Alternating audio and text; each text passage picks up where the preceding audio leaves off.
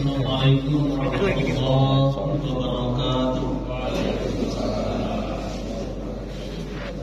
A'udzubillahi minasyaitonir rajim. Bismillahirrahmanirrahim. Alhamdulillah. Nahmaduhu wa nasta'inuhu wa nastaghfiruh. A'udzubillahi min shururi anfusina wa min sayyiati a'malina. Man yahdihillahu fala mudilla lahu wa man yudlil fala hadiya lahu. Asyhadu an la ilaha illallah wahdahu la syarika lahu wa asyhadu anna Muhammadan abduhu wa rasuluh. Allahumma shalli wa sallim wa barik ala nabiyyina Muhammadin wa ala alihi wa sahbihi ajma'in. Allah ta'ala kitabul karim. Ya ayyuhalladzina amanu taqullaha haqqa tuqatih wa la tamutunna illa wa antum muslimun. Qala sallallahu alaihi wasallam fiikum amrayni tamassaktum bihima kitabul rabbana kitabullah wa sunnah rasulillah. Sallallahu alaihi wasallam. Jamaah subuh Masjid Al-Quran yang insyaallah dirahmati Allah. Marilah kita senantiasa selalu bersyukur atas nikmat Allah.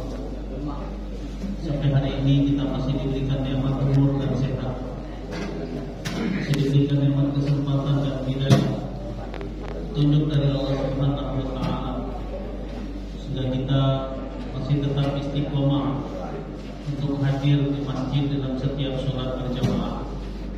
Mudah-mudahan hadiran kita di rumah Allah yang mulia ini dan selalu dan senantiasa dapat menambahkan keimanan serta ketakwaan kita kepada Allah Subhanahu wa taala.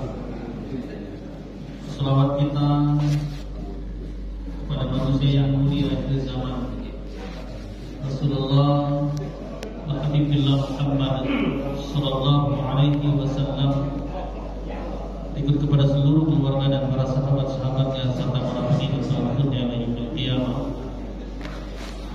Doa kita dan harapan kita semoga kita selalu diberikan kekuatan iman, kekuatan lahir batin untuk tetap istiqomah mengikuti sunnah-sunnah Rasul hingga akhir hayat kita nanti, hingga nanti di yaumil qiyamah kita semua termasuk orang-orang yang mendapatkan syafaat dari Rasulullah SAW.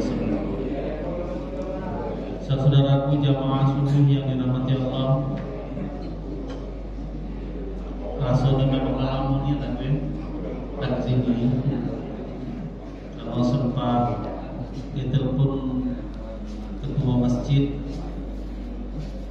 kondisi belum begitu pulih dari kesehatan. Alhamdulillah pagi hari ini kembali kita dapat bertemu karena masih dipanjangkan dalam umur. Kemarin aku lagi ketemu lagi. Alhamdulillah masih dipanjangkan umur oleh Allah Subhanahu wa taala. Tema kita pada pagi hari ini saya ingin menyampaikan tentang kepemimpinan dalam Islam. Karena sekarang ini lagi sibuk bahas tentang kepemimpinan dalam Islam. Rasulullah menyebutkan bahwasanya apabila kamu bermajelis lebih dari 2 orang atau kamu melakukan perjalanan lebih dari 2 orang, hendaklah kamu menemui seorang pemimpin. Jadi dalam Islam itu kata Rasulullah, kalau kamu lebih dari 2 orang baik, wajib kamu untuk menunjuk seorang pemimpin. Apalagi kalau berbangsa dan bernegara, bermajelis lebih dari 2 orang baik, itulah disuruh oleh Rasul untuk menunjuk pemimpin. Jangan tak ganti pemimpin. Karena Islam itu adalah senang berjamaah. Kalau kamu sholat lebih dari 1 orang, hendaklah kamu berjamaah. Marah Nabi turun kita ke masjid ini, sama-sama sholat subuh berdua, siko sholat zuhur, padahal orang. Nabi kalau kamu lebih dari musik, kalau berjamaah atau yang ditunjuk jadi imam. Inilah dalam Islam itu. Lebih dari siko kalau sholat harus ada. Kalau kita bermajelis lebih dari 2 orang harus ada ditunjuk sebagai pemimpin. Dari hadis-hadis ini menunjukkan dan membuktikan bahwasanya wajib untuk menunjuk pemimpin dalam setiap bermajelis dalam Islam. Karenanya memilih pemimpin itu dalam berbangsa dan bernegara adalah hukumnya wajib. Sehingga majelis ulama mengeluarkan fatwanya tentang orang yang tidak mau ikut memilih itu hukumnya haram, alias golput. Dengan sengaja golput itu hukumnya haram, karena dalam Islam itu lebih dari 2 orang saja sudah disuruh untuk menunjuk seorang pemimpin, apalagi lebih dari 2. Islam itu senang berjamaah, dan Islam itu menyukai berjamaah, sehingga pahala sholat orang berjamaah itu 25 derajat lebih tinggi pahalanya daripada pahala orang sholat sendirian. Maka Rasulullah menyebutnya, orang yang sholat sendirian semalam suntuk itu pahalanya setara dengan seseorang yang sholat berjamaah di masjid, sholat isya dan sholat subuh. 2 sholat saja orang itu berjamaah di masjid. Pertama dia sholat berjamaah, sholat isya di masjid, lalu sholat berjamaah subuh di masjid, pahalanya setara dengan seseorang yang sholat sendiri di rumah semalam suntuk. Inilah Islam corok untuk senantiasa berjamaah. Banyak putih. Dan dalam hadis Rasulullah yang diriwayatkan dari Ibnu Umar, hadis dari Umar radhiyallahu dari Nabi sallallahu alaihi wasallam, kullukum ra'in. Kata Nabi, setiap kamu itu adalah pemimpin. Setiap itu ini adalah pemimpin. Setiap manusia itu adalah pemimpin. Yang membedakannya cuma ruang lingkup kepemimpinan saja. Kullukum ra'in, setiap kamu adalah pemimpin. Wa kullukum mas'ulun an ra'iyati. Dan setiap kepemimpinan kamu itu pasti dimintai pertanggungjawaban oleh Allah. Tidak katimu yang jadi pemimpin lantas tidak dimintai pertanggungjawaban oleh Allah. Setiap gerak langkahmu, setiap niatmu, setiap aktivitasmu sebagai seorang pemimpin pasti dimintai pertanggungjawaban di hadapan Allah Subhanahu wa taala. Wa kullukum mas'ulun an ra'iyatihi. Sebutkan lagi dalam hadis ini, wal amiru ra'in. Seorang penguasa itu adalah pemimpin. Seorang pemimpin di masyarakat dia adalah pemimpin. Wal amiru ra'in. Ketua itu adalah pemimpin. Masuklah ketua masjid, ketua amir, ketua RT, ketua RW, kades sampai presiden. Wal amiru ra'in. Penguasa itu adalah pemimpin. Wa rajulun ra'in ala ahli baitihi. Wa rajulun ra'in. Laki-laki itu adalah pemimpin. Pemimpin di mana? Ala ahli baitihi, atas keluarga di rumahnya. Itu ini punya istri, punya anak. Ar-rajulun ra'in ala ahli baitihi, atas keluarga di rumahnya. Jadi itu laki-laki ini pemimpin dalam keluarga itu. Ar-rijalu qawwamuna 'ala an-nisaa. Ibu-ibu atau juga pemimpin disebut dalam Rasulullah wal mar'atu ra'iyah. Ibu-ibu juga pemimpin. Wal mar'atu ra'iyatun 'ala baiti zawjiha wa walidihi. Ibu-ibu itu adalah pemimpin atas rumah suaminya dan anak-anaknya. Jadi kalau suami itu pemimpin ala ahli baitihi, keluarga rumahnya itu pemimpinnya adalah suami. Lalu ibu itu apa? Wal mar'atun ra'iyatun. Dan ibu-ibu itu adalah pemimpin ala baiti zawjiha, atas rumah suaminya, wa walidihi, dan atas anak-anaknya. Wa kullukum mas'ulun an ra'iyatihi. Dan setiap kamu itu pasti dimintai pertanggungjawabannya oleh Allah Subhanahu wa taala. Jadi kalau kita berbicara pemimpin, semua kita adalah pemimpin dan kita akan dimintai pertanggungjawaban kepada Allah Subhanahu wa taala. Ada pemimpin itu yang langsung ditunjuk oleh Allah, ada pemimpin itu yang dipilih. Nah, kalau di rumah tangga itu tidak pemilihan pemimpin. Langsung ar-rijal qawwamuna 'alan nisa. Tidak baca ibu nama proses pemilihan itu. Iya, jatuh begini. Anak mam ini siko bisa dengan pilihan. Kalau pilih kakek, anak yang tua jadi pemimpin, tidak baca. Dalam rumah tangga tidak pemilihan. Pemimpinnya adalah suami. Ketika suami tidak ada di rumah, siapa jadi pemimpin rumah tangga? Pemimpinnya adalah istri. Karena disebutkan di situ al-mar'atun ra'iyatun. Ibu-ibu, istri itu adalah pemimpin dalam rumah tangga suaminya, dalam rumah suaminya dan anak-anaknya. Ada pemimpin yang dipilih di tengah-tengah masyarakat.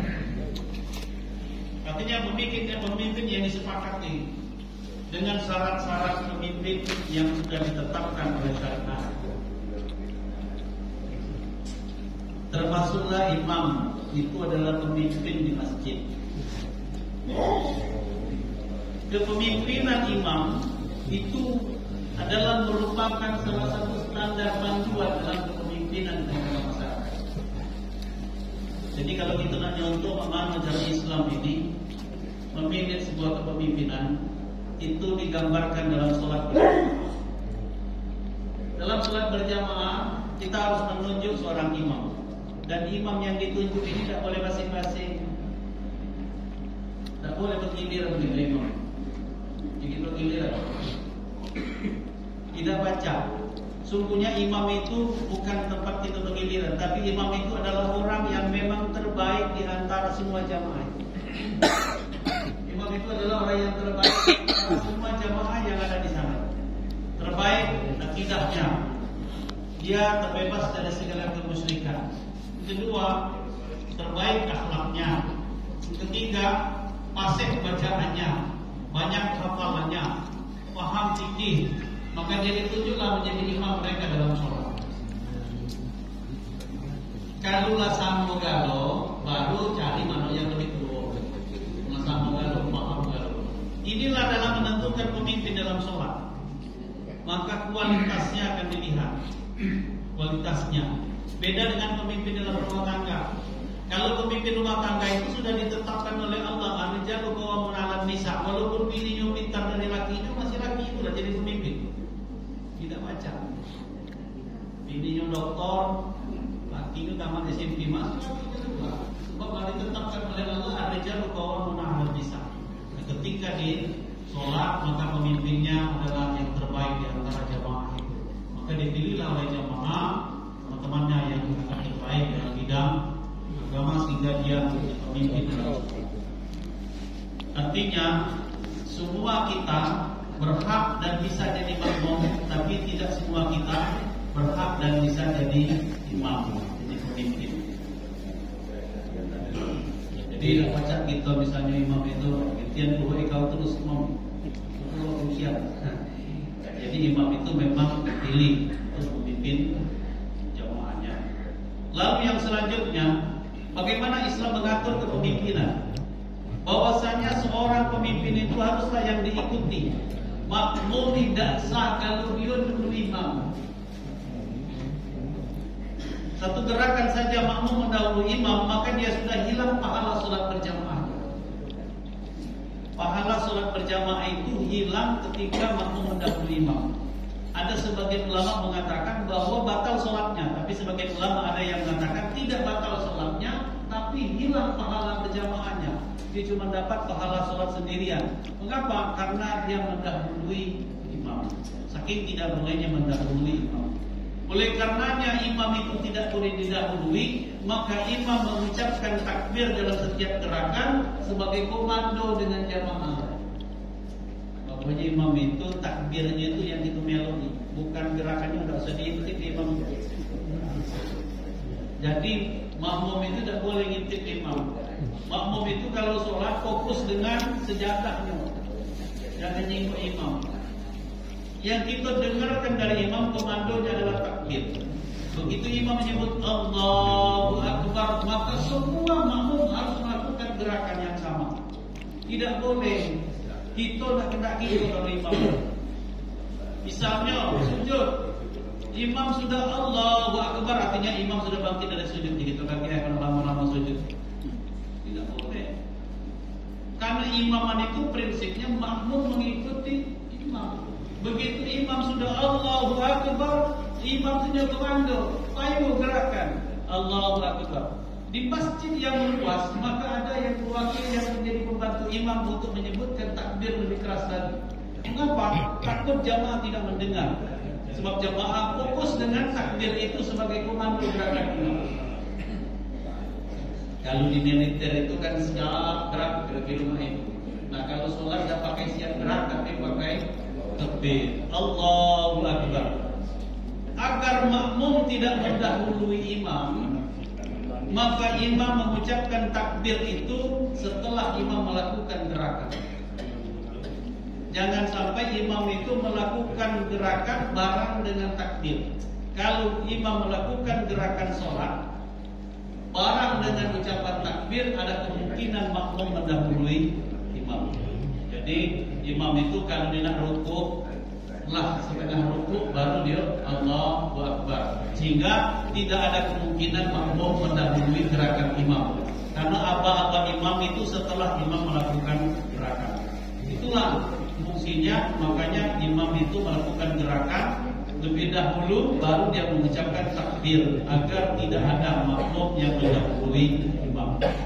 Tapi ada juga makmum yang di depan. Kalau di dekat imam di TV juga, imam belum takbir tapi imam bangkit melo, perlu dia bangkit lagi junior. Sehingga kalau betul-betul semua jamaah memahami fikih berjamaah, maka gerakan itu pasti bareng serentak, dan itulah keindahan sholat berjamaah. Rapatkan barisan, luruskan saf.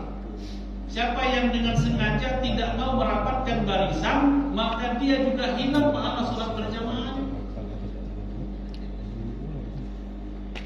Jadi kita ni kadang-kadang ditegur kawan itu marah. Dan juga rapat dikit. Rapat yang loyang katanya.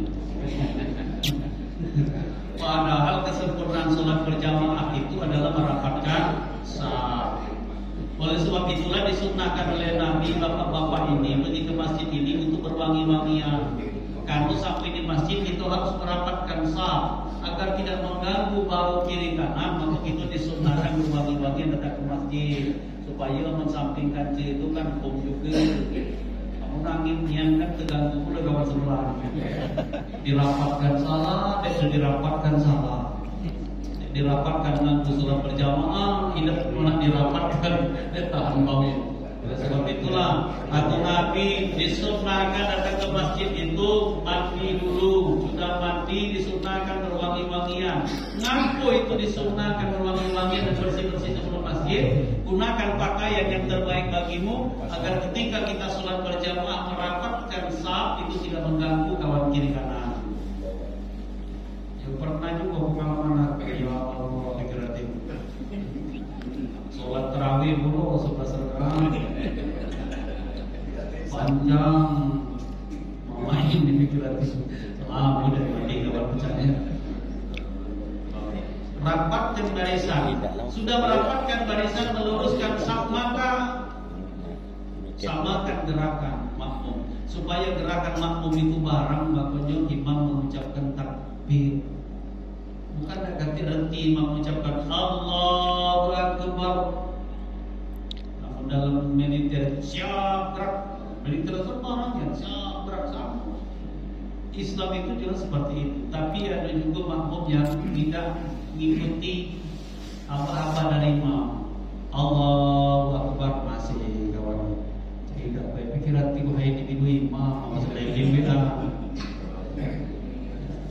Amun milu imam begitu takbir kita melakukan gerakan sesuai dengan komando.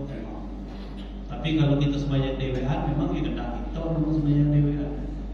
Ini dalam sholat berjamaah. Ini nanti bagaimana caranya di tengah masyarakat dalam kepemimpinan bahwa makmum harus ikut komando imam agar dia dapat pahala berjamaah. tidak boleh mendahului imam. Kemudian imam ini manusia biasa. Imam ini manusia biasa yang pasti ada hilang, ada salah, ada lupa. Jangankan objek kita. Syekh Abdurrahman Al-Sudais, imam besar Masjidil Haram, itu pernah lupa ayat baca. Tengah-tengah baca Al-Quran, itu hafal Quran dari umur belasan tahun. Syekh Abdurrahman Al-Sudais, imam besar Masjidil Haram, baca salah satu ayat lupa baca ayat. Jadi jangan pula kita sombong yang kita aja gitu. Kalau biasa, aku pernah baca Quran Azul Palang itu udah selesai terawih tak ada. Muter-muter kemana? Artinya manusia itu adalah tempat silap dan lupa. Ketika imam lupa, maka yang di belakang imam itu yang diberikan kewajiban untuk meluruskan imam. Oleh sebab itulah yang di belakang imam itu usahakan hafalannya itu kira-kira setara lah dengan imam. Karena kalau imam lupa, yang di belakang imam itulah yang akan mengingatkannya, meneruskannya. Misalnya imam lupa baca qul ya ayyuhal kafirun la a'budu ma ta'budun wa la antum ma'buduna ma a'budu wa la antum ma'buduna ma a'budu. Muter-muter deh. Maka yang di belakang, maka dia akan meneruskan bacaan imam. Wala ana a'budu ma a'budu. Jangan panjang ego, namun panjang ego lagi ketiga imam. Yang belakangnya maju yang meneruskan itu panjangnya. Jadi imam maju lah kamu memang itu. Jadi cuma mengingatkan baik maka imam itu. Itu kalau imam salah bacaan. Dan imam jangan marah, ingatkan. Ada juga imam marah, ingatkan baca lagu. Imam itu kalau diingatkan makmumnya, kalau salah jangan marah. Itulah juga kita dalam keluarga itu. Jadi suami kadang-kadang kita salah, itu selamanya benar. Kalau diingatkan oleh bini jangan salah. Tapi cara mengingatkan itu ada cara. Sama dengan imam yang salah itu, diluruskan baik, tidak usah dikatoi. Kita imam salah maju, aku biar kau karena boleh batal sholatnya. Jadi kalau dia lupa teruskan baik, jangan dikatoi. Itulah juga kita dalam kepemimpinan keluarga di masyarakat. Kalau imam pemimpin itu salah, dosa dikatoi, luruskan baik. Cuma kita ini diluruskan, tidak dikatoi. Salah dikatoi, lurus beda. Imam baca salah, makmum belakang salah. Tak baca imam mendadak bukan salah. Tapi makmum meluruskan bacaan. Itu kalau bacaan. Kalau gerakan imam salah, misalnya rakaat, seharusnya itu imam rakaat masih satu rakaat lagi sholat zuhur atau sholat isya, tapi rakaat ketiga dia lalu tasyahud akhir, artinya kurang satu rakaat. Maka makmum boleh mengingatkan imam dengan menyebutkan kalimat subhanallah. Subhanallah. Itu mengingatkan imam ketika dia salah. Jangan kita sebut, kurang satu rakaat. Tak boleh. Tak boleh. Kita nyebutnya imam salah, jadi kita, imam kurang satu lagi. Bisa. Apalagi pun imam langsung jawab dulu. Iya aku.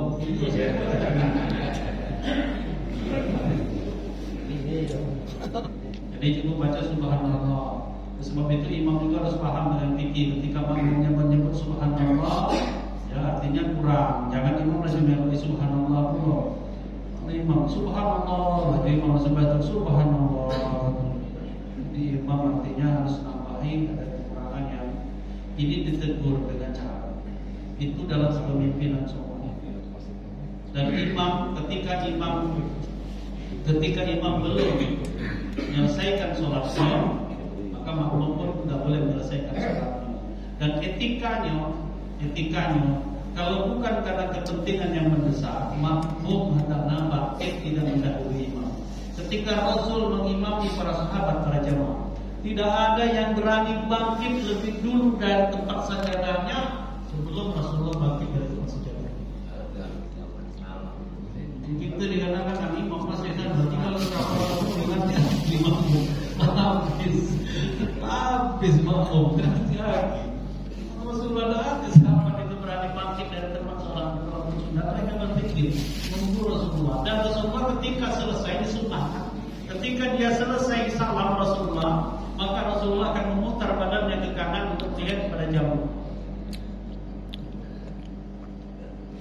Artinya imam itu tetap ada etika ketika selesai sampai selesai sholat. Kecuali kalau imam itu lalamunya panjangnya pikir kalau boleh buat tinggal kawan.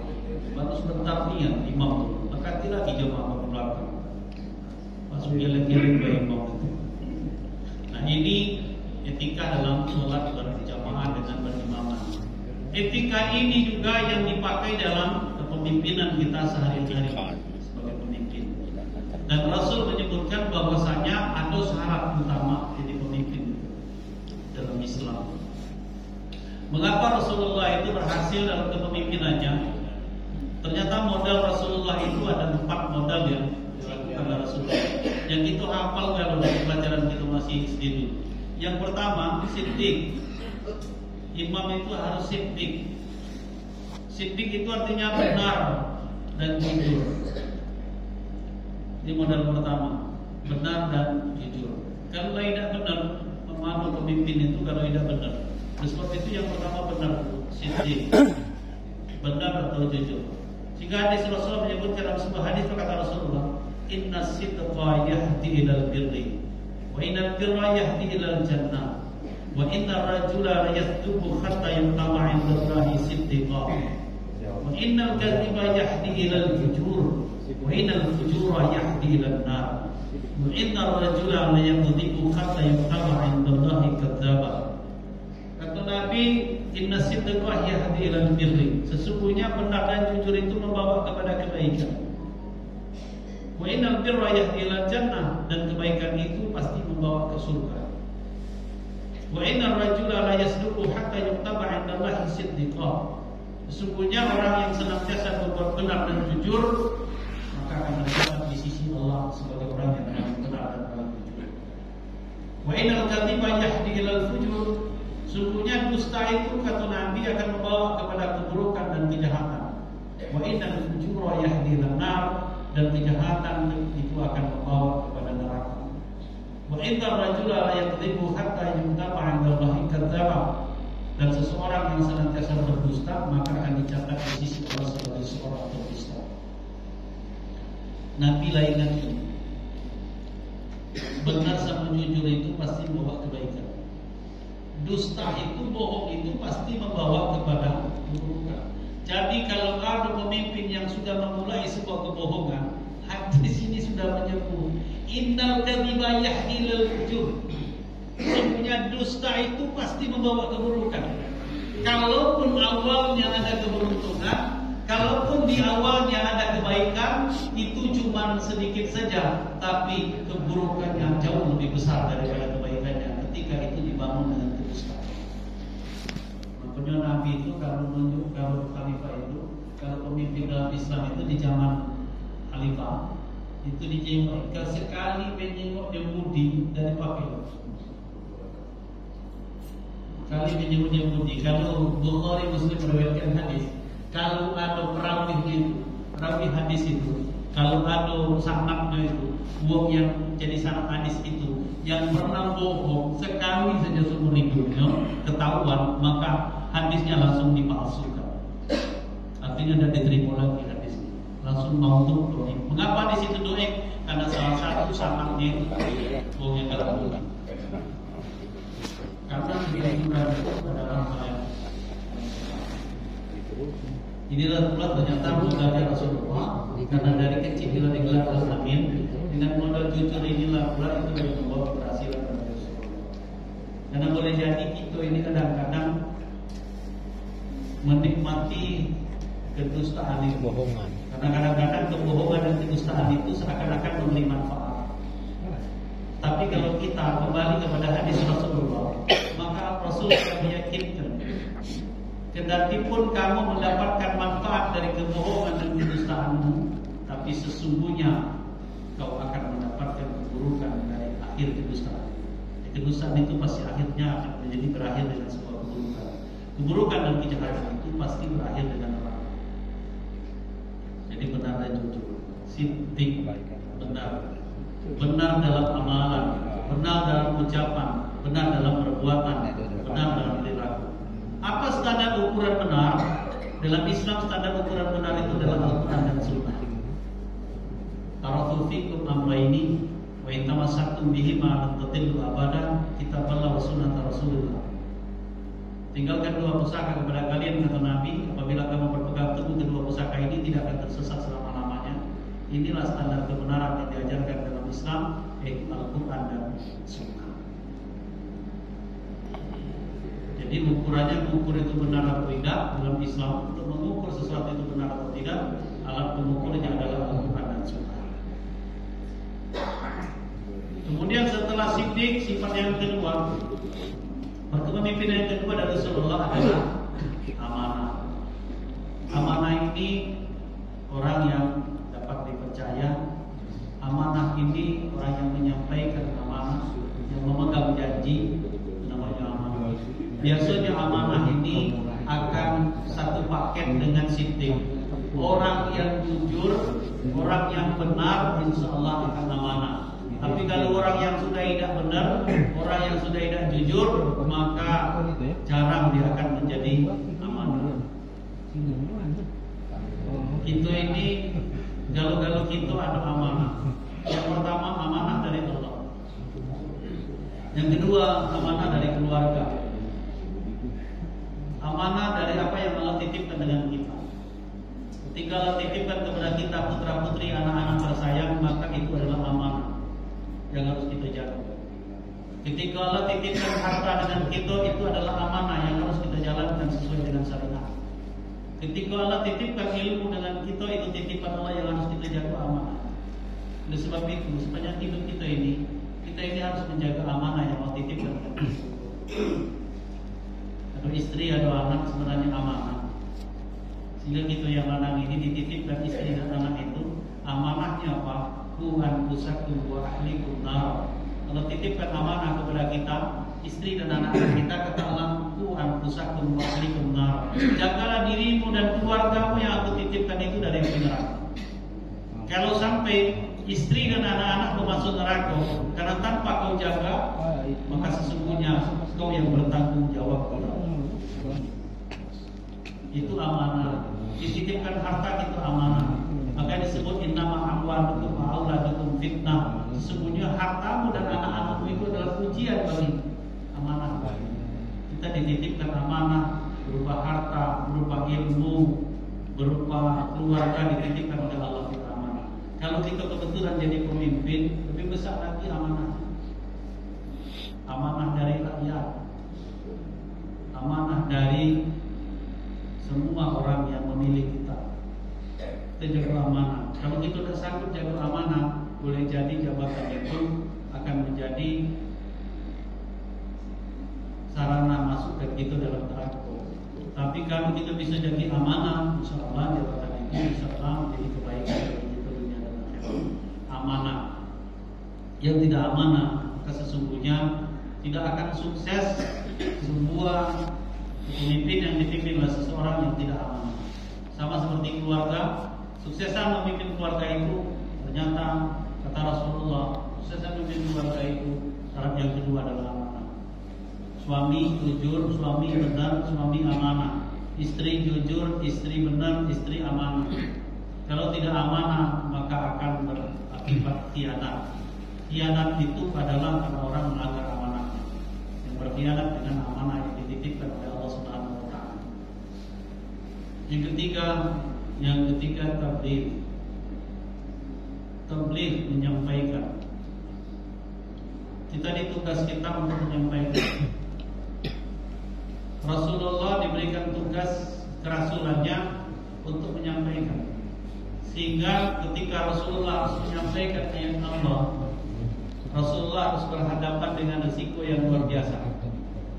Sudah dimusuhi orang-orang kafir Quraisy, diusir dari Mekah, bahkan Rasul diancam untuk dibunuh.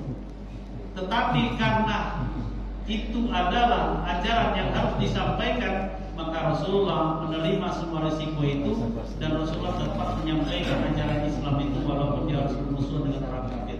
Sehingga sifat Rasulullah disebut dengan tabligh. Rasulullah menyampaikan sesuatu yang hak untuk disampaikan walaupun berisiko. Nah gitu ini mau kira-kira berisiko, berhenti ada garas kita nyampaikan itu. Padahal itu amanah yang harus kita sampaikan. Teman-teman yang anggota dewan, walaupun berisiko harus disampaikan kalau itu amanah. Teman-teman yang betul-betul diberi amanah jadi pejabat, kalau memang itu adalah amanah yang harus disampaikan, harus disampaikan. Walaupun berisiko, karena pemimpin itu harus mengambil risiko untuk menyampaikan sesuatu yang harus dia sampaikan. Contohnya Rasulullah ketika diperintah untuk menyiarkan Islam secara terang-terangan, maka sejak itulah semua kafir Quraisy di bawah komando Abu Jahal dan Abu Lahab, mereka memusuhi Rasulullah. Semua memusuhi Rasulullah. Dan akhirnya puncaknya itu Rasulullah hijrah dari Mekah ke Madinah. Apakah Rasulullah tidak menyampaikan karena diancam seperti itu? Maka Rasulullah tetap menyampaikan, walaupun ujug-ujug. Ketika Rasul ingin menyampaikan Islam terang-terangan awal-awalnya, maka dia datangilah oleh utusan Abu Jahal dan Abu Lahab kepada Rasulullah. Utusan Abu Jahal dan Abu Lahab datang kepada Rasulullah, "Ya Muhammad, berhentilah kau menyampaikan agama yang kau bawa. Kalau kau mau berhenti menyebarkan agama yang kau bawa Muhammad, maka kami pemuka-pemuka Quraisy sepakat untuk mengangkat kau sebagai pemimpin kami."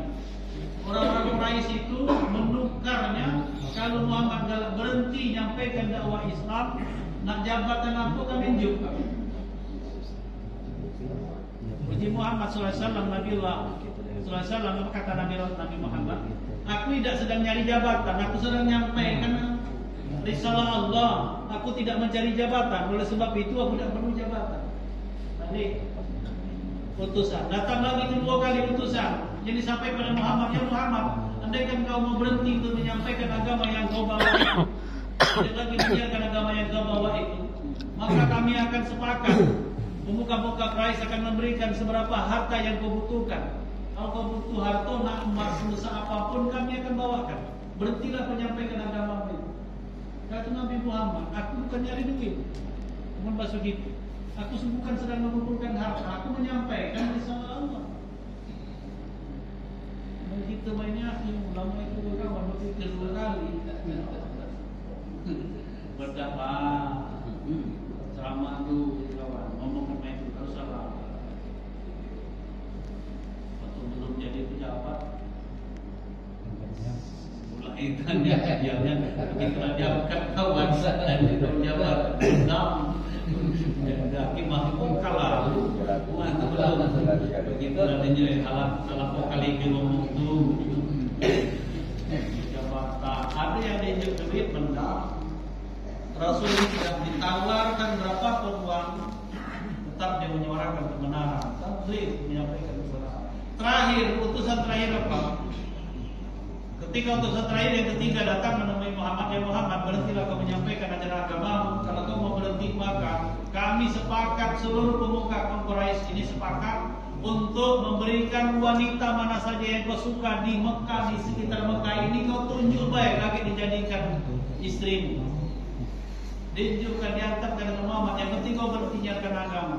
Dari situlah ketika yang ketiga ini, maka Muhammad SAW menyampaikan sebuah kalimat yang menggetarkan semua orang Quraisy. Pada itu hatinya bergetar. Apa kalimat yang disampaikan oleh Muhammad yang terkenal dalam sejarah? Kata Rasulullah SAW, "Andaikan matahari kau letakkan di tangan kanan, lalu bulan kau letakkan di tangan kiriku, aku tidak akan pernah berhenti menyampaikan syariat agamamu." Jangankan harta yang segunung, jangankan jabatan pimpinan, jangankan wanita cantik, matahari itu kombek kata orang di tangan kanan aku, lalu bulan itu kombek kalau letak tangan kiriku, aku tidak akan berhenti. Dari situlah maka berhentilah mereka untuk nyogok Muhammad untuk berhenti. Tidak lagi nyogok. Kata Abu Jahal, "Mama itu dapat jadi sogok lagi, mama itu kita ganti mainan, mama itu bunuh baik." Kalau tidak pacak lagi dikecek disogok, makanya sepakatlah Abu Jahal Abu Lahab untuk membunuh Muhammad SAW. Dan pada saat itu mereka hasil musyawarah Abu Jahal Abu Lahab itu disampaikan oleh malaikat Jibril kepada Muhammad. Muhammad, mereka sepakat membunuh kamu. Dari situlah bakalan diperintahkan oleh Allah Nabi Muhammad untuk hijrah ke Madinah pada malam hari itu. Itu kepemimpinan Nabi Muhammad SAW. Bukan tak disogok. Jadi yang nyogok itu dari zaman Nabi. Disogok kantor, disogok jabatan, disogok dengan asal berhentilah ngomong. Mana berhenti menyiarkan itu, menyampaikan kebenaran. Tapi Rasul tidak berhenti, bahkan direkam untuk tetap melaksanakan itu, sehingga sifat tabligh ini disebutkan salah satu sifat kepemimpinan Rasul. Nah itulah yang harus kita sampaikan. Itu harus menyampaikan yang hak itu walaupun segala resiko. Kemudian yang selanjutnya adalah Fatona. Fatona ini cerdas, berilmu, punya kompetensi. Rasulullah SAW itu orang yang cerdas, yang berilmu dan punya kompetensi. Mengapa kompetensi yang tidak tertanding oleh orang lain?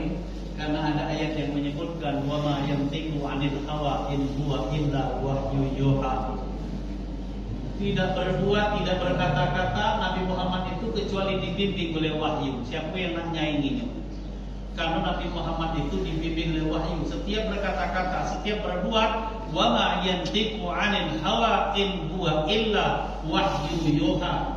Nabi Muhammad itu tidak berkata-kata, tidak berbuat kecuali dibimbing oleh wahyunya Allah. Kompetensinya luar biasa, karena saat itu Nabi Muhammad langsung dibimbing oleh Allah SWT. Tapi ada sistem kepemimpinan yang disampaikan, yang dilakukan oleh Rasulullah. Walaupun Nabi Muhammad ini kompetensinya tidak bisa diragukan lagi, karena dia langsung dibimbing oleh wahyu. Ilmunya tidak diragukan lagi, karena langsung dibimbing oleh wahyu. Kesalahan itu kecil sekali kemungkinan, karena dibimbing oleh wahyu. Tapi Muhammad tetap dalam Al-Quran menyebutkan bahwasanya Rasul itu setiap mengambil keputusan musyawarah dan hati.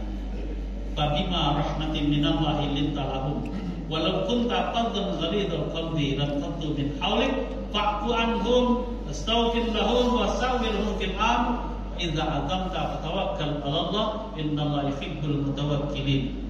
Maka kata Allah, "Fabima rahmatin minallahi linta lahum walau kunta faddan ghalidhal qalbi." Dengan rahmat dari Allah Subhanahu wa taala membuat Nabi itu lemah lembut dalam bersikap, lemah lembut dalam berkata-kata, dan lemah lembut dalam berbuat. Sehingga mereka tidak menjauh dari Nabi. Kalau bukan karena kelembutan itu, barangkali mereka sudah menjauh dari Nabi.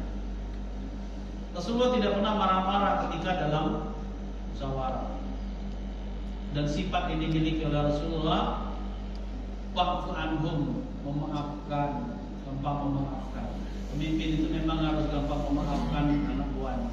Kalau tidak gampang memaafkan, jadi musuh. Kamu jadi pemimpin keluarga memang banyak memaafkan. Ini salah dimaafkan, anak salah dimaafkan. Kalau tidak gampang memaafkan, namun kecuali dari rumah. Wastaghfir lahum, bukan cuma Rasulullah memaafkan, gampang memaafkan, tapi dia selalu memohonkan ampunan buat orang lain. Kalau ada orang-orang kafir Quraisy yang menyakiti beliau, yang berbuat zalim dengan beliau, maka beliau akan memohonkan kepada Allah untuk mengampuni dosa-dosa mereka. Ya Allah, ampunilah dosanya, berilah hidayah. Selalu Rasulullah memaafkan, lalu memohonkan ampunan kesalahan orang lain. Wasawwirhum fil amr. Dan Rasulullah selalu bermusyawarah dalam segala urusan dengan para sahabat-sahabat. Sebenarnya kalau Nabi itu dalam musyawarah, cukuplah. Dia itu lebih pintar dari sahabat. Dan Nabi itu dibimbing wahyu, ilmunya lah cukup. Tapi Nabi mengajarkan wasawwirhum fil amri, bermusyawarah dalam segala urusan. Tidak pernah Nabi mengambil keputusan tanpa bermusyawarah dengan sahabat. Padahal Nabi itu sudah terjamin. Kalau Nabi tidak galak musyawarah, Nabi sudah terjamin dengan dibimbing oleh wahyu. Tapi walaupun demikian, Nabi tetap melibatkan para sahabat-sahabat yang bermusyawarah dalam setiap urusan. Ini Nabi mengajarkan sesungguhnya. sehebat apapun kita, maka hendaklah kita bermusyawarah. Karena bermusyawarah itu akan memberikan dampak luar biasa. Yang pertama, orang yang kita ajak musyawarah akan merasa memiliki dan bertanggung jawab dengan keputusan. Namun tidak musyawarah, tapi kalau musyawarah tidak baca, itu bisa musyawarah tanggung jawab itu. Dan keputusan musyawarah itu. Karena keputusan musyawarah orang merasa bertanggung jawab semua. Termasuklah urusan dalam keluarga. Kalau keputusan dalam keluarga kita musyawarah dengan istri dan anak-anak, maka istri dan anak akan merasa bertanggung jawab dalam setiap keputusan. Tapi kalau keputusan itu kita putuskan sendiri, maka orang merasa tidak memiliki dan merasa tidak bertanggung jawab. Sehingga Nabi walaupun dia lebih pacak dari sahabat, sehingga Nabi walaupun dia lebih pintar dan terbimbing oleh wahyu, dia tetap bermusyawarah dengan para sahabat dalam setiap keputusan. Wasawirhum fil amri. Fa idza azamta fatawakkal 'ala Allah. Innallaha yuhibbul mutawakkilin. Fa idza azamta, kalau dia sudah menetapkan hasil musyawarah, sudah disepakati, fa idza azamta, maka mengazamkan pada dirinya untuk berpegang teguh dengan sepakatan. Itulah salah satu inspirasi kepemimpinan Islam yang dibedah oleh salah satu pemikir Islam, bahwa ayat ini sesungguhnya memberikan inspirasi bagaimana sistem kepemimpinan dalam Islam. Kepemimpinan dalam Islam, kalau mereka sudah musyawarah, wasawirhum fil amri, hasil musyawarah sudah disepakati, maka yang selanjutnya fa idza azamta, mereka mengazamkan kepada diri mereka untuk berpegang teguh dengan hasil musyawarah. Tidak bolak-balik itu sudah musyawarah sepakat, kira-kira tidak mampu itu, keluar dari hasil musyawarah. Ini tidak, kalau sudah sepakat, maka fa idza azamta, mereka mengazamkan diri dengan keputusan itu. Setelah mereka mengazamkan diri dengan keputusan itu, apa yang selanjutnya? Tawakkal 'ala Allah. Kata Nabi, bahwa selanjutnya kita berserah diri kepada Allah Subhanahu wa taala. Terakhir itu tawakkal 'ala Allah. Innallaha yuhibbul mutawakkilin, dan Allah itu sangat cinta dengan orang yang berserah diri kepada Allah Subhanahu wa taala. Inilah ternyata yang diajarkan dengan kita dalam kepemimpinan kita. Pimpinlah dengan lemah lembut, usah dengan marah-marah. Jadi pemimpin yang baik itu dia memimpin dengan segala kelembutannya, dengan kesopanan bahasanya. Lalu pemimpin yang baik itu adalah pemimpin yang senantiasa mudah memaafkan kesalahan orang lain, tidak dendam. Pemimpin yang baik itu pemimpin yang senantiasa memohonkan ampunan untuk orang lain.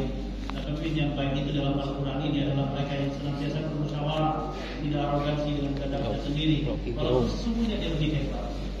Kalau kita mau berbicara hebat, adakah yang lebih hebat dari Rasulullah? Rasulullah dan manusia pun terhebat karena dibimbing oleh Allah. Tapi tetaplah Rasulullah bermusyawarah kalau sudah berusaha. Dan Rasul kalau sudah mengazamkan diri dengan keputusan, maka beliau akan melaksanakan keputusan itu apapun resiko. Inilah kepemimpinan dalam Islam, dan boleh jadi ini adalah barometer kita untuk menilai siapa pemimpin yang terbaik. Yang pertama tadi, milih pemimpin itu adalah wajib dalam Islam. Harus memilih pemimpin. Orang yang tidak mau memilih pemimpin maka berselisih dengan sunnah Rasulullah dan ajaran Islam. Memilih pemimpin itu adalah dengan dasar bagaimana memilih pemimpin itu adalah yang terbaik untuk agama Allah, yang terbaik untuk umat, yang terbaik untuk seluruh. Ini saja dapat saya sampaikan dalam penjelasan. Ya. Mengenai sholat jamaah tadi. Ada yang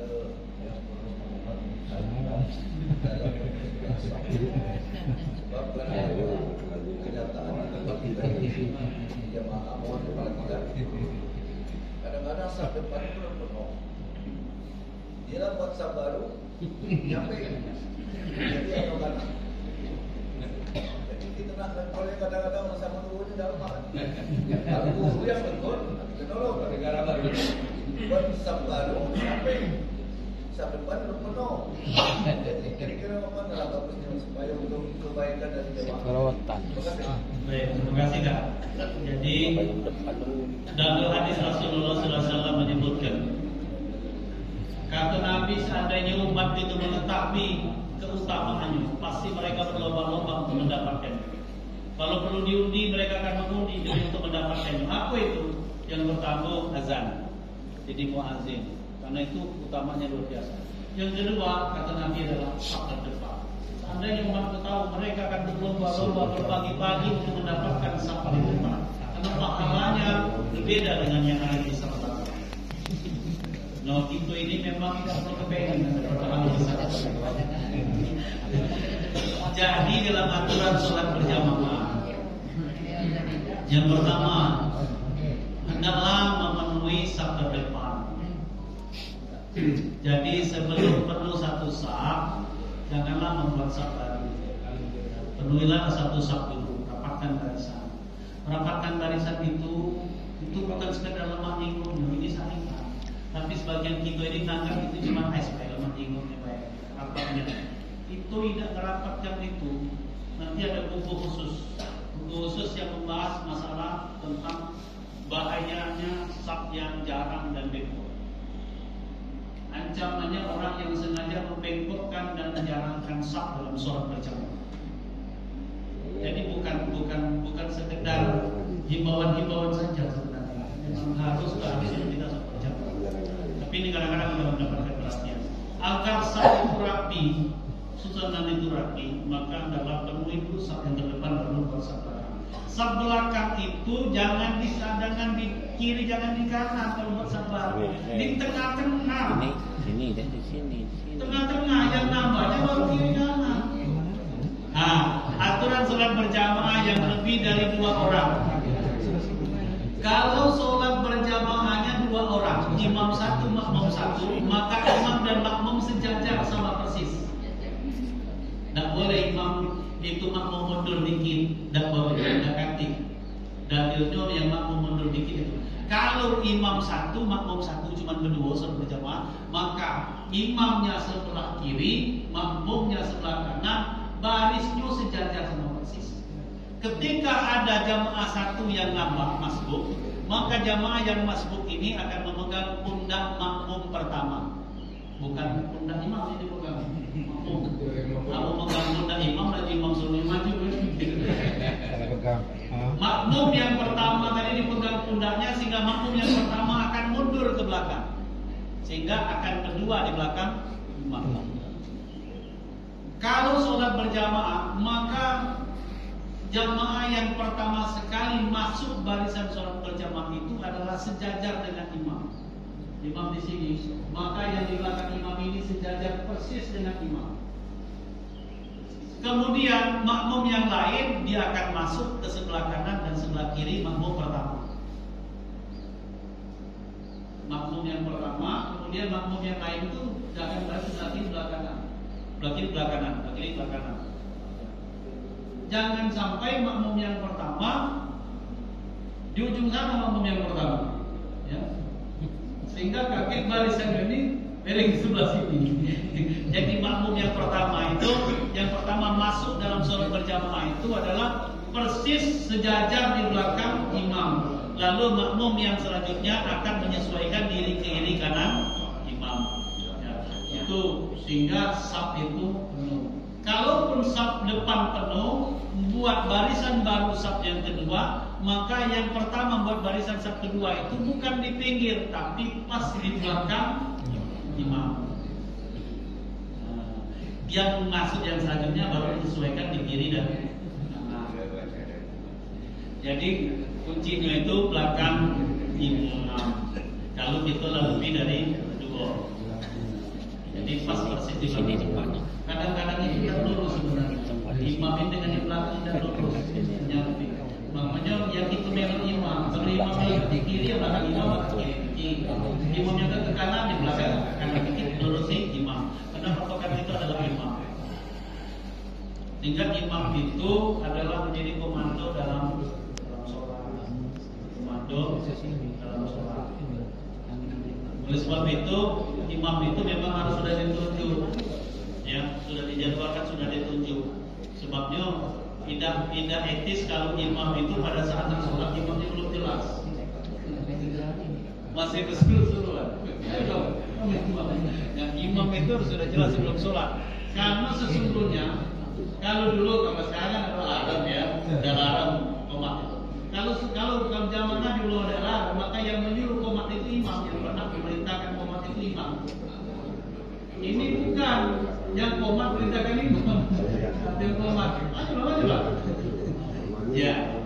Tidak boleh qomat itu zaman Rasulullah. Tidak pernah yang ada yang berani melaksanakan iqamat sebelum diperintahkan Rasulullah untuk qomat. Tapi kita kan ada alarm sekarang, pakai perintah imam lagi, tapi perintah alarm. Maupun harus diukur dengan alarm. Zaman Nabi itu muadzin itu dia tidak akan qomat sebelum kata Nabi qomat baru. Karena imam itu sudah menjadi pimpinan jamaah pada saat termasuk mereka tidak akan meninggalkan saf sebelum imam berdiri untuk meninggalkan saf. Tapi telah berubah kali dengan ini. Apalagi mau kawan agak kurang tujuh imam belum subli nanti kita kawan lagi. Jadi ini perlu memang kita kembali buka lagi bagaimana etika salat berjamaah di zaman Rasulullah, ketika salat berjamaah di zaman sahabat dulu, yang mereka mengajarkan cara salat berjamaah yang baik. Sebenarnya baik ya. Pak, nanya mana tak?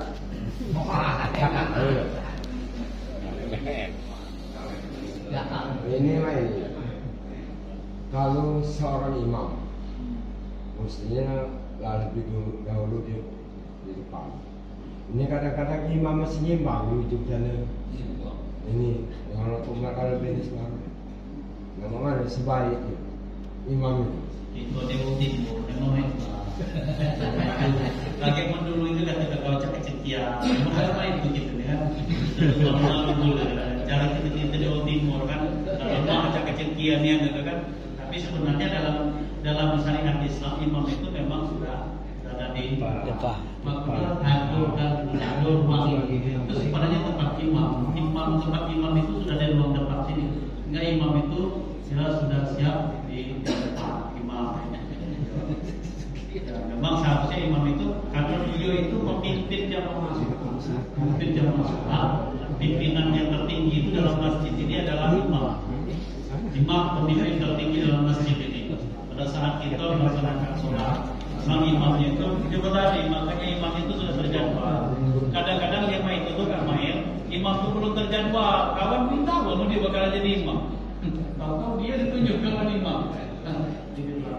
Makanya dalam zaman Rasulullah itu imam itu sudah ditetapkan imam besar. Masjid-masjid besar itu biasanya mereka sudah menjadi imam besar.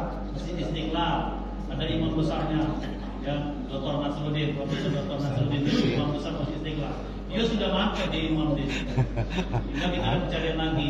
Nah kita ini kan masjid-masjid biasa, masjid itu ini imam itu kan bergiliran. Aku dah tahu aku nak jadi imam. Aku juga pernah di masjid dekat rumah. Aku datang lama berkali. Aku dah tahu aku nak jadi imam. Sampai sama. Imam tak ada. Masih bahkan orang yang berkali. Nah ini yang masalahnya itu. Karena ini masalah. Ujungnya imamnya jamaah duluan tadi kan tukang mainkan. Aku baru datang. Aju kawan imam. Ya. Itu nak galak ribut pula kawan dia. Kata imam tak. Sama yang tadi masuk jalan duluan, imamnya belakangan.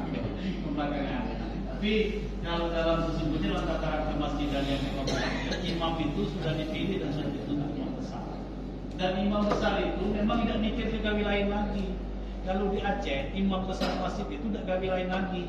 Tak mikirkan ngojek lagi, tak mikirkan berkebun lagi. Sudah digaji. Sudah digaji imam besar itu. Jadi dia mikirkan sholat tulah, imam di sholat tulah. Namun kita ni imam itu dah kati gaji. Kemudian imam itu juga masih nak jadi makan. Waktu azan dia masih ngojek. Nah, ini masalahnya itu ini. Di Mekah itu imam besar itu tidak kati lagi gawi. Jadi spesial imam besar misalnya masjid ini, setaris ini, BKD, masa imam lagi rapat tu masih rapat kita baca. Nah, di dalam negara Islam imam itu memang dia khusus. Jadi dia tidak kati bakaran tubuh-tubuhan itu. Dia memang khusus gawi dia imam di sholat. Habis imam dia ngaji baca Quran, melancari hafalan, murajaah hafalan. Itulah gawi dia. Soal hidup dia sudah dijamin. Kita ni dah maknanya kita nak baca. Apa lambat memang baca kok juga kantor penumpang dulu. Ini jadi masalah kita. Ini masalah kita. Sehingga tidak baca nak sepenuhnya niat sesuai dengan tuntunan itu. Karena kita memang mengkondisikan itu. Seharusnya dikondisikan imam besar masjid itu orang yang betul-betul terpilih, ya, habis 30 juz misalnya, terjaga akidahnya, terjaga kehidupannya, sehingga tidak pikir yang lain-lain lagi. Itu sesungguhnya itu, tapi idealnya ya itu sulit bagi kita. Jadi kita minimal mengikuti, walaupun tidak sama persis, tapi minimal mengikuti memang tadi. Kemudian kita buat jadwal gentian, wacana gentian, uji kan sore amun aku terus imam kau begawi ya bunyi. Aku begawi sudah begawi. Masih gentian. Maghrib janu, asar janu, karena kita masing-masing sebegawi. Nah, yang pacak dan penghentian itu memang sudah terjamin kehidupannya untuk sekalian. Itulah yang menjadi masalah kita. Kalau sudah mampu keuangan masjid ini, imam jamaahnya sudah mampu, maka akan dibentuk imam besar yang memang terpilih, yang berkualitas kategori lain. Gajinya memang imam masjid ini, dan digaji oleh jamaah. Itu kehidupannya ditanggung oleh jamaah. Bisa saja barangkali dapat saya sampaikan kesempatan ini tidak terlalu saya